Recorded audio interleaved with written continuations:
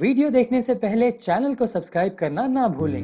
Doctor LH. Hiranandani अस्पताल ने अपना ऑक्सीजन जनरेटिंग प्लांट स्थापित किया। देश में आज कोविड-19 महामारी से ऑक्सीजन की भारी किल्लत नजर आ रही है। इसी बात को समझते हुए डॉक्टर एल.एच. हीरानंदानी अस्पताल, एक सुपर मल्टी स्पेशलिस्ट अस्पताल, ने अपने परिसर के भीतर स्वयं के ऑक्सीजन जनरेटिंग का उद्घाटन किया। मुंबई ही नहीं, शायद देश भर में पहली बार ऐसा हुआ जब किसी निजी अस्पताल ने बाहर से ऑक्सीजन की खरीद पर निर्भरता को खत्म करने के लिए अपने परिसर में ही प्लांट स्थापित कर दिया। महाराष्ट्र राज्य के पर्यटन व पर्यावरण मंत्री आदित्य ठाकरे के हाथों ऑक्सीजन जनरेटिंग प्लांट का शुभारंभ हुआ। इस मौके पर डॉक्टर एल.एच. हीरानंदानी अस्पताल के CEO डॉक्टर सुजीत चटर्जी तथा GM अनिल धनघरे उपस्थित थे।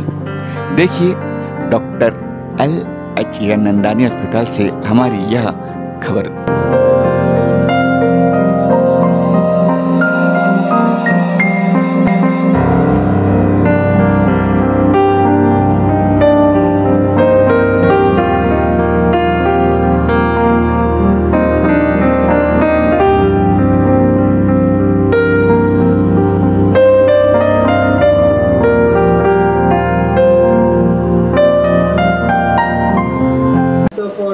Inviting me for this momentous occasion in the history of not just a city but for the country.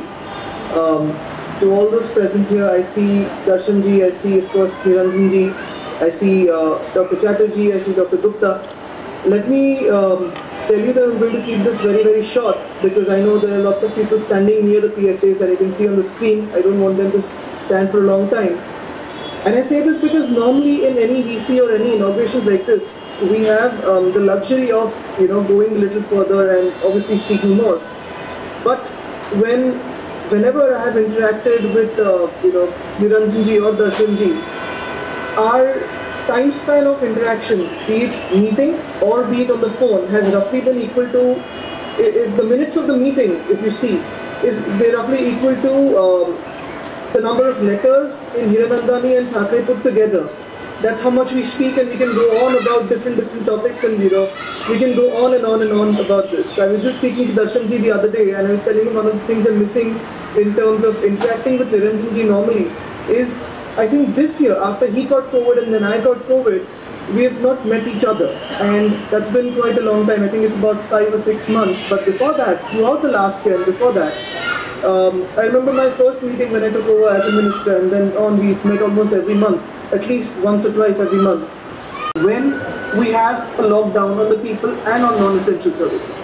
Darshan ji, I would want to congratulate you, but before congratulating you, I think I would want to wish you all the best, because congratulating also means that you have successfully completed something, and I don't want us to stop here. I want us to go further, because this is just the beginning of one of the few innovative ideas and one of the many more ideas that we're looking at, be it HGAS, be it education, be it such PSAs.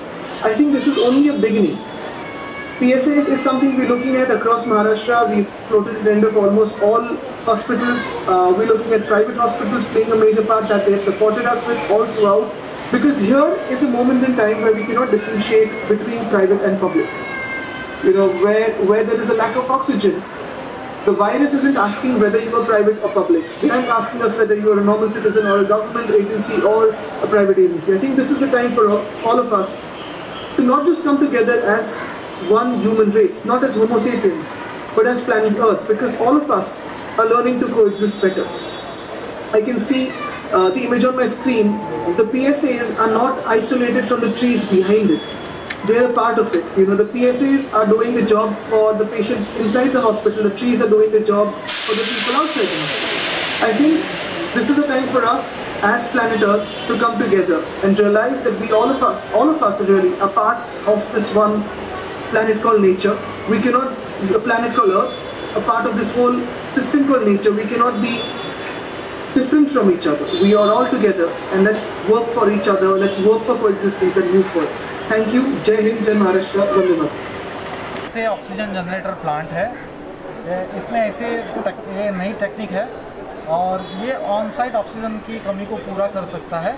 यहाँ पे machinery है, compressor, air receiver tank, उसके बाद zeolite chambers है। Zeolite chambers में oxygen purify और separate होता है और बाकी इम्प्योर गैसेस को ये एटमॉस्फेयर में डिस्कार्ड कर देता है।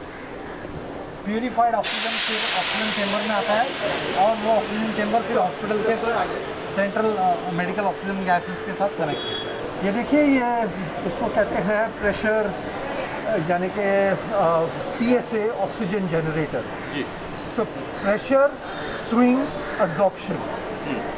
अच्छा, इससे क्या है कि जो हमारे अभी यहाँ जो एटमॉस्फेयर में जो ऑक्सीजन है उसको जनरेटर भीतर ले लेती है, उससे जो इम्प्योरिटीज़ हैं वो निकाल देती है और फिर नाइट्रोजन गैस अब्जॉर्ब हो जाता है। तो अभी जो नाइट्रोजन और कार्बन डाइऑक्साइड अगर निकल गया तो रहता है खाली ऑक्सीजन। तो ऑक्सीजन ये टैंक में आ जाता है और इसी टैंक से हम ऑक्सीजन पूरे हॉस्पिटल में दे सकते हैं, सप्लाई कर सकते हैं। अभी इसका सुविधा ये है कि जो हम लिक्विड मेडिकल ऑक्सीजन ले रहे हैं, जो हम सिलेंडर में ऑक्सीजन भर रहे हैं, उसका उपयोग तो हम करेंगे, मगर अगर कम हो गया तो हमारी कोई चिंता नहीं है। ऐसी स्थिति कभी नहीं आएगी जो पेशेंट एक जगह से दूसरी जगह भागे ऑक्सीजन के लिए। ये ना हमारे शहर में होगा, ये हमारे महाराष्ट्र में नहीं होगा और हमारे हिंदुस्तान में नहीं होगा, क्योंकि सब हॉस्पिटल हमारे जैसे ये लगाने वाले हैं। ये मैं आपको पूरा विश्वास दिलाना चाहता हूँ कि सारे हॉस्पिटल अभी इस पे ही लगे हैं कि उनको भी ऐसा सिस्टम सेटअप करना चाहिए। तो क्या सर इसका कारण यह है कि जो तीसरी लहर आने की संभावना जताई जा रही है जुलाई एंड मिड अगस्त में, उसके लिए तैयारियां पहले से की जा रही हैं, क्योंकि तीसरी लहर किस पर कितनी घातक होगी इसकी कोई अब तक कोई इसका प्रेडिक्शन नहीं है?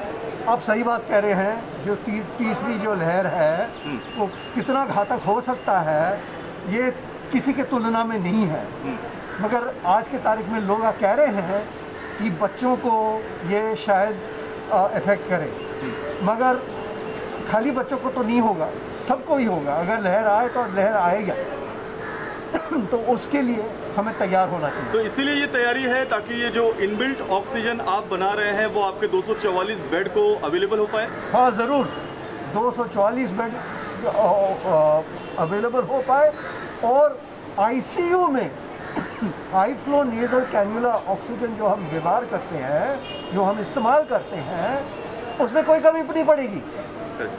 तो इससे फ़ायदेमंद जो होगा पेशेंट को बहुत फ़ायदा मिलेगा।